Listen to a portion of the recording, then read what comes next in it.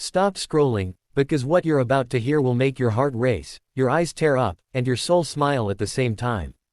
And if you believe in karma, in courage, and in kindness, then wait till the end. This one's for you. It all started on a gray Monday morning in a high school where people pretended to be kind, but whispers behind lockers told the real story. That was the day Amara, the new black girl, walked into Jefferson High. She was quiet, dressed neatly, and carried herself with a calm confidence that made some students curious, and others insecure. Amara had just moved from Atlanta after her mom got a nursing job in this new town. She wasn't rich, didn't have fancy clothes, and didn't know anyone. But she had something no one could see: strength. The kind that comes from being underestimated too many times.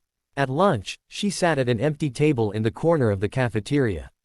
The noise around her was loud: laughter, gossip, the clatter of trays, but Amara sat peacefully, opening her lunchbox. She smiled softly as she looked at a note her mom had left inside: be kind, even when others aren't. But not everyone believed in kindness. From across the cafeteria, Derek and his group of friends, known for picking on anyone different, noticed her. Derek was the kind of boy who thought power came from making others small. He smirked when he saw Amara. New girl, he muttered to his buddies. Let's see if she knows who runs this place.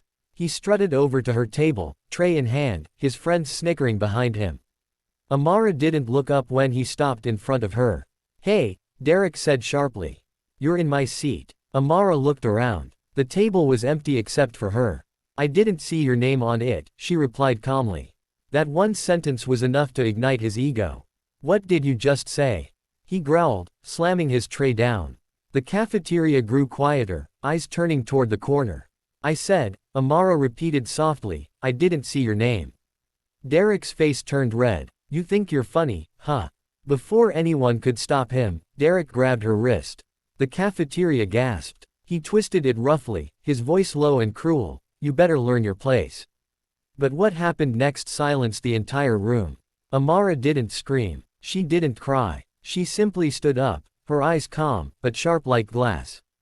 In one fluid motion, she turned her arm, flipped her wrist out of his grip using a self-defense move, and with a gentle but firm push, Derek stumbled backward, his tray flying, soda splashing all over him. He hit the floor hard, the sound echoing through the cafeteria. The entire lunchroom froze. Derek, the bully everyone feared, was on the floor, crying. Tears welled in his eyes, not just from the pain, but from humiliation. His friends didn't laugh this time.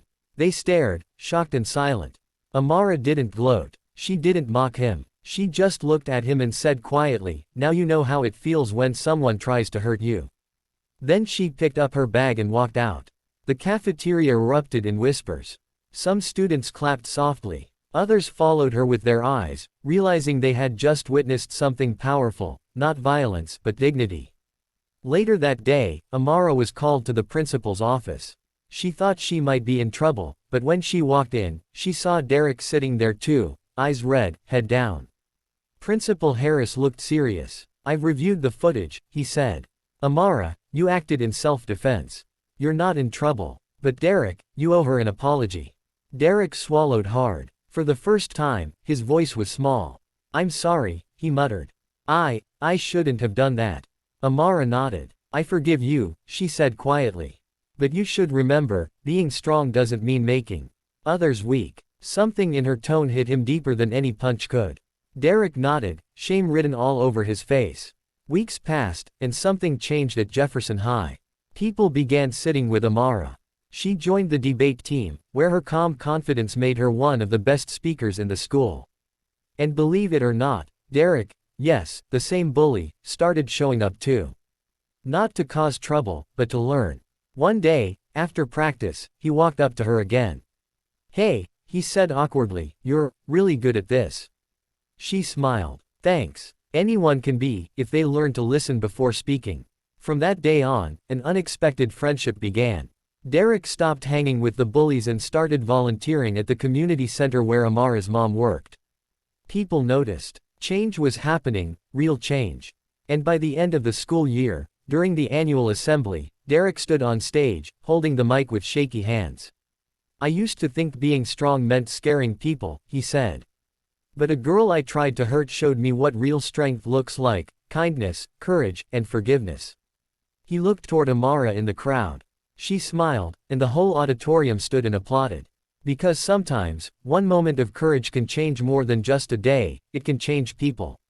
Speech balloon: if this story touched your heart, hit that like button, because kindness is contagious. And don't forget to subscribe for more real, emotional stories that remind us that strength doesn't always roar, it sometimes speaks softly, with grace.